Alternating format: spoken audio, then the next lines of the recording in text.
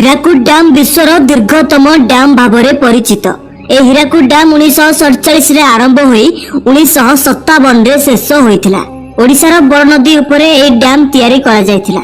ଓଡ଼ିଶାର ବନ୍ୟାକୁ ରୋକିବା ପାଇଁ ଏ ଡ୍ୟାମକୁ ନିର୍ମାଣ କରାଯାଇଥିଲା। ଏ ଡ୍ୟାମକୁ ଲୋକମାନଙ୍କର ଉପକାରିତା ପାଇଁ ପ୍ରସ୍ତୁତ ହୋଇଥିଲା। ହୀରାକୁଦ ଡ୍ୟାମର ବୟସ 66 ବର୍ଷ। ସେହି ଅମଳର କିଛି ଲୋକମାନଙ୍କର କହିବା କଥା ହେଉଛି ହୀରାକୁଦ ଡ୍ୟାମ 100 ବର୍ଷ ବଞ୍ଚିବ, କିନ୍ତୁ ଡ୍ୟାମରେ ନାନା ପ୍ରକାରର ଫାଟ ସୃଷ୍ଟି ହେଲାଣି।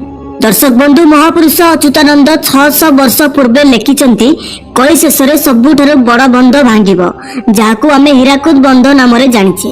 ହୀରାକୁଦରୁ ବାହାରିବ ବିରାଟ ଚିତଳ ମାଛ ଓ ତା କଣ୍ଟାରେ ବନ୍ଧ ନିର୍ମାଣ ହେବ। ମାଳିକାରେ ଲେଖା ଅଛି, କଳି ଶେଷରେ ଅନେକ ପ୍ରକାରର ଅଘଟଣ ଘଟିବ। ଏହିପରି ବଡ଼ ବଡ଼ ବନ୍ଧ ଭାଙ୍ଗିବ ଓ ତାଳ ଗଛ ଉଚ୍ଚର ପାଣି ମଧ୍ୟ ମାଡ଼ି ଆସିବ। ଦର୍ଶକ ବନ୍ଧୁ, ଆପଣ ମାନେ ଚିନ୍ତା କରନ୍ତୁ, ଯେଉଁ ଜିନିଷର ଆରମ୍ଭ ଅଛି ତାର ଅନ୍ତ ମଧ୍ୟ ରହିଛି।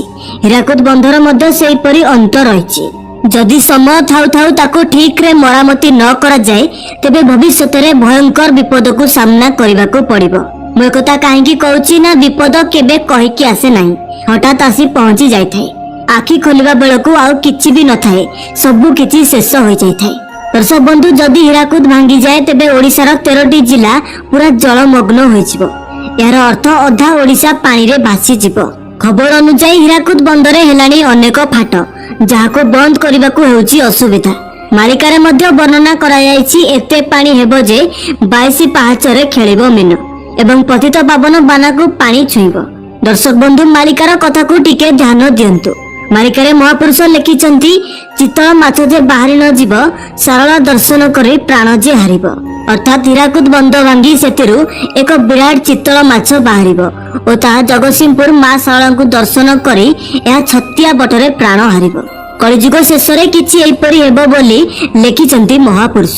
ତାହା ଆଉ ବେଶୀ ଦିନ ନୁହେଁ। ଫାଟ ସୃଷ୍ଟି ହେଲାଣି ହୀରାକୁଦରେ। ଚିନ୍ତାରେ ଗବେଷକ ମାନେ, ବହୁତ ଜଲ୍ଦି ଭାଙ୍ଗି ଜୀବନ ତ ହୀରାକୁଦ। ହୀରାକୁଦ ବନ୍ଧକୁ ନେଇ ଚର୍ଚ୍ଚା ହେଉଛି। ଦର୍ଶକ ବନ୍ଧୁ, ଜଗନ୍ନାଥକୁ ଡାକନ୍ତୁ ଏମିତି କିଛି ନ ହେଇଯାଉ। ବନ୍ଧ ଭାଙ୍ଗିବା ଆଗରୁ ଏହାର ସଠିକ ମରାମତି କରାଯାଉ। ତ ଆଶା କରୁଛି ଭିଡ଼ିଓଟି ଆପଣଙ୍କୁ ପସନ୍ଦ ଆସିଥିବ।